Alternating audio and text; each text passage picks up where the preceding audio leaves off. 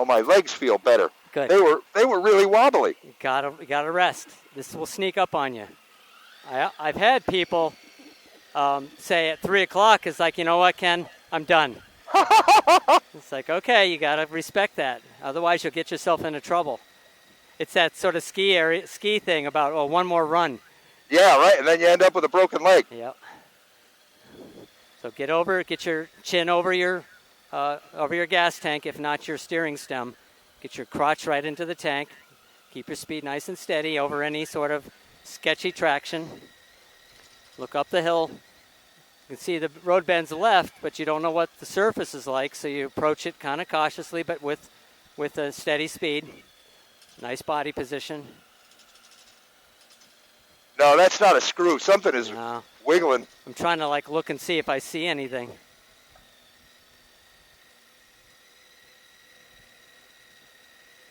Oh, so the story that I wanted to tell you is that I almost got rid of the bike. Oh, you almost got rid of it? Yeah, because I had these Turance Next tires on there. Yeah, I hated those. Holy smokes, between 45 and 60, they went such a loud sound, I thought something was wrong with the bike. Well, you're good to get rid of those because as they wear, they get worse. Oh my God, they're awful. And so what I did, I mean, when I banked, I no longer heard it. So I figured, okay, it's the tires. Yeah. And I thought the bike was just like, it was a drivetrain or something. Right. And I was like, I can't stand this. Now, I love it. So cool. That breeze just feels wonderful. It sure does.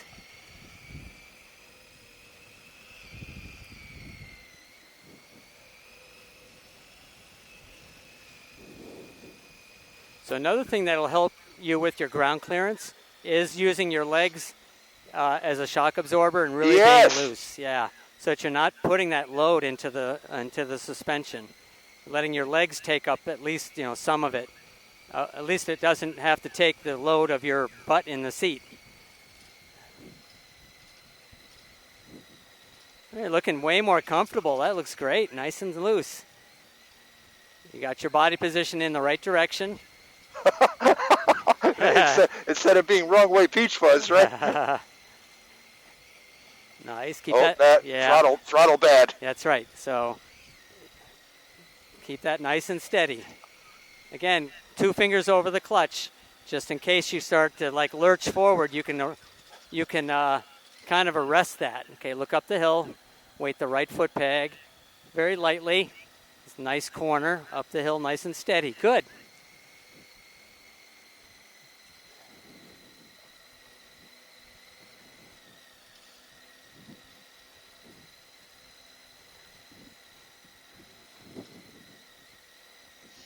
And a lot of that is in the hip, isn't it? Yep. So I didn't know that. It's knees, hip, and ankles, your feet. Yeah, off-road riding is definitely much more the lower torso steering than the handlebars. But the handlebars, obviously, when you're making turns, you got to let the front tire turn where it needs to. Uh-huh. And oftentimes people struggle with that. If they're tense on the bars, they wonder why the bike won't turn, won't be direct to where they want to go. So that front wheel, even though you don't feel it, is actually sort of like wagging back and forth, even when you're going straight. So you got to let it. Eyes up, nice big vision. And so I can see how far away it is. Go ahead and pick up your speed a little bit. Just a little, maybe 18.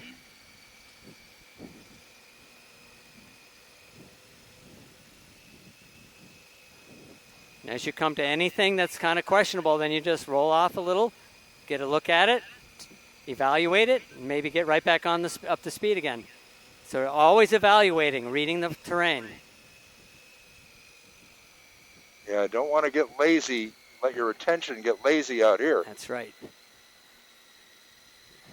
You don't want to get into something that's sort of a last-second need for an evasive maneuver. No, that bike moved right under me that time. That's nice. That felt good. Yep. I can tell you really understand that mechanism, that sort of technique for getting the bike to up and down. Your body just lets it go. That's beautiful. Let it move under you. Yep. Right? Yeah, you want to decouple yourself from the bike. It's like sleeping in a waterbed. Yeah, yeah, right. Okay, eyes up, pick your line. Nice. Now again, this is, I think, the place where we were maybe crisscrossing a little. Yes. I'm not sure if I remember that right, but.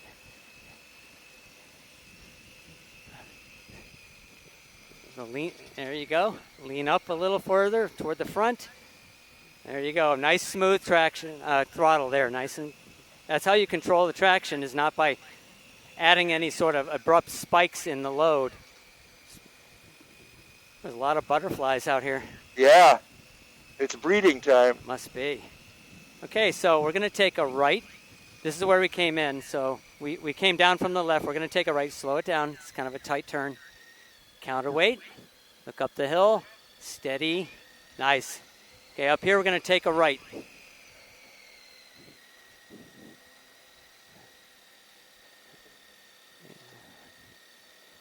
And keep going straight. Nice. Good, good.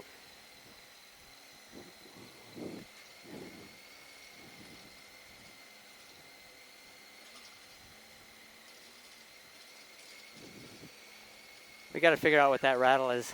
Oh.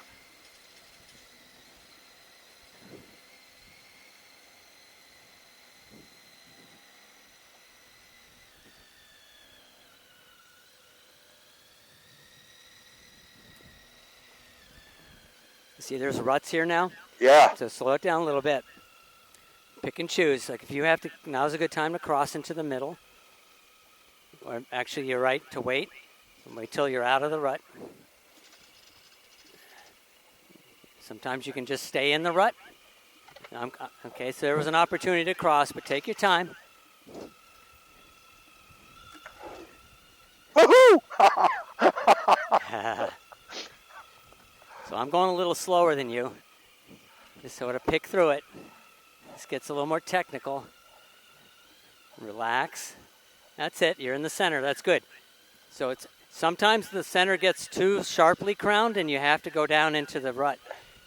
If that happens, you can sit down and just sort of, if you need to put your foot down, that's good. It's fine. There you go. Nice and steady. Nice. Good. You got no slip in that mud. That's good because you were nice and loose and kept the throttle nice and steady.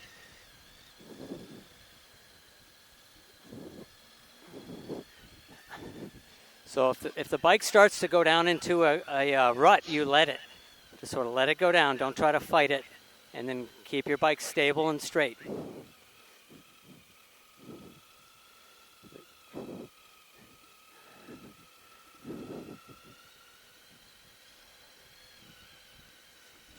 All right, little go downhill up here. Yeah.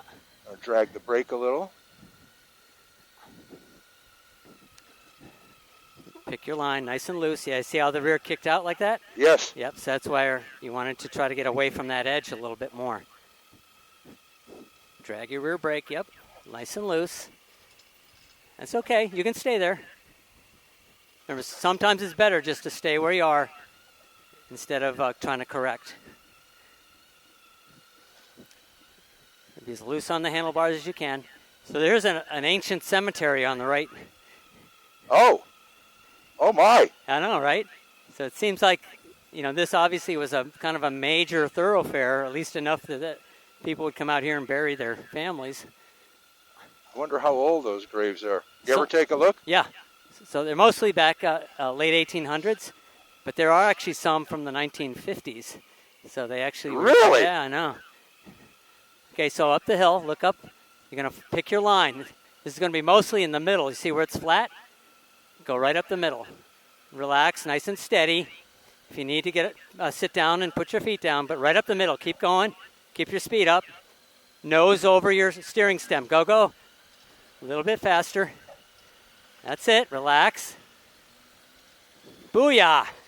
Woo! So just right up here, we're going to take a right, not here. A little bit farther. Let me go ahead and come by you.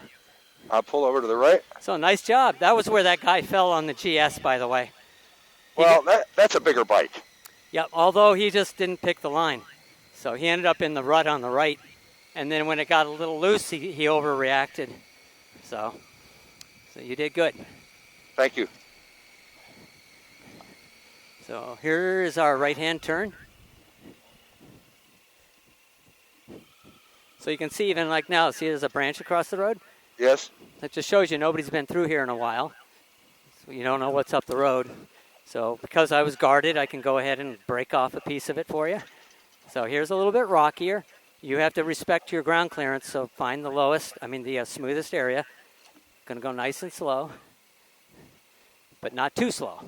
Now I'm just dragging my rear brake, my clutch is halfway in, and now I can let it out because I'm on the flat. I'm even gonna sit down a little bit.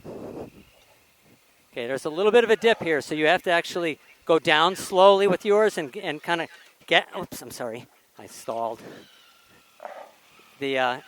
And then gas out to keep that suspension from bottoming. I don't know why I stalled. This is good. We can ride side by side. Oh, wonderful. I'm going to fall on you. Actually, it's probably better. See, I have to cross over up here. Yeah. On some roads like this, you can do that, though. But you just have to be able to back off and move over if you need to. Yeah, you maybe don't want to do that with a neophyte. So right here, you can see the rut. The middle is a little bit sharp. I think I'm going to choose to be over here. See, it's a little flatter.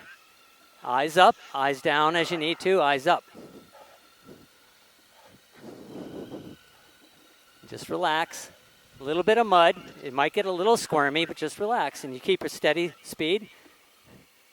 Okay, right here we got a little mud. I'm just going to try to get in the middle.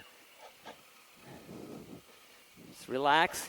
That's okay. Get your foot down if you need to. I did. Okay. I dabbed. I saw you. A little dab will do you. A little dab will do you. Remember that? What was that? Brill cream. Yep, Brill cream.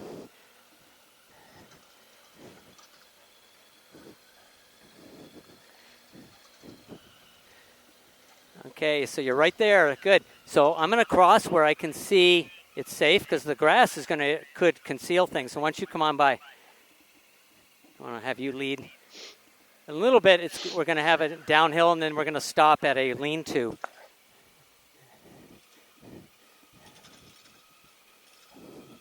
So sometimes you will hit a rock that's loose and it rolls out from under you. Uh-huh. That's where you have to be loose, and if it's over very quickly, but you can't overreact. Okay, relax. Oh boy. Yep. Oh, Okay, relax, okay. relax. Okay, yeah, good. I just let it go. That's right. So the reason it did that is you actually got on the gas in the mud. Okay, keep your speed up. That's it. Momentum is your friend. Pick your line. Eyes up, eyes up. Got him up. Okay. Good job. That's not an easy thing. So keep your drive steady.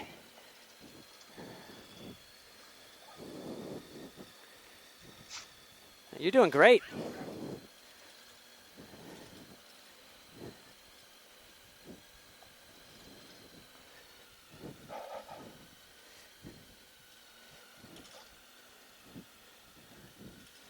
Okay, so right up here, it's going to kind of go up, go down, and we're going to, at the bottom, it's a little farther ahead. It's going to be kind of rocky, and then on the bottom, we're going to turn around. We'll stop for a little bit.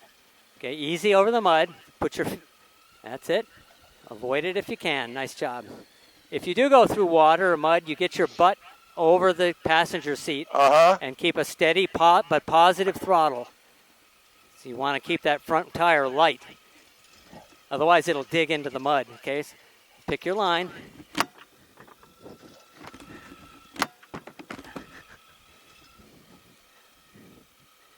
Okay, so you see the lean-to, the roof down there? I do. So just kind of find your way through here. It's a little nasty, but relax. You're doing really good about... Okay. You're doing really good about...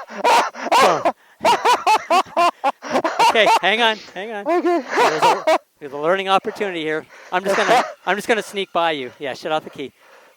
The bike's not. So you can see how it's. I can't even get out of it.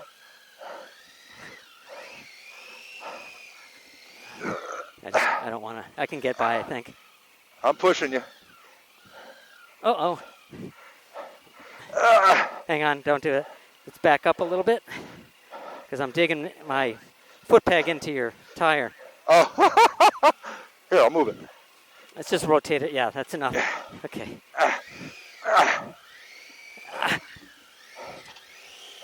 Okay. I just want to get a place where I can put my side stand down.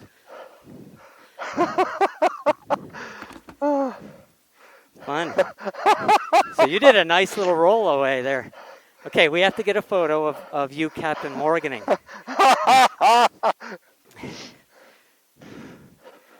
Okay, Captain Morgan.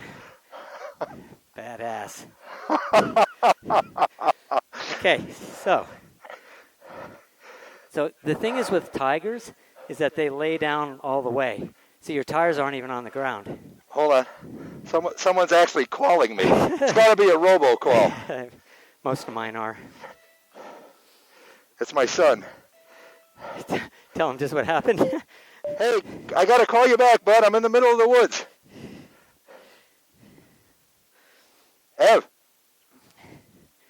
Evan.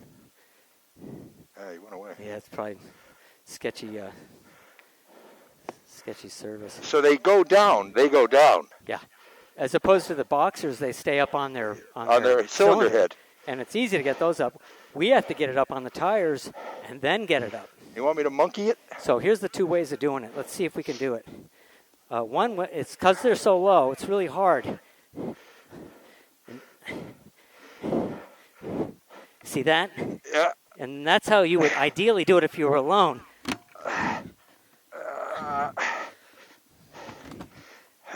Okay, you're good. Woo! So another way to do it with somebody else is doing it like what you did, but if you stand on the foot peg, you can lever it up. With me doing the other thing. Okay, so let's get out. Get you in a good place. Look at that. Those bark busters awesome. They're tough. I got mud all over everything. So I got it all on video. Oh, you do?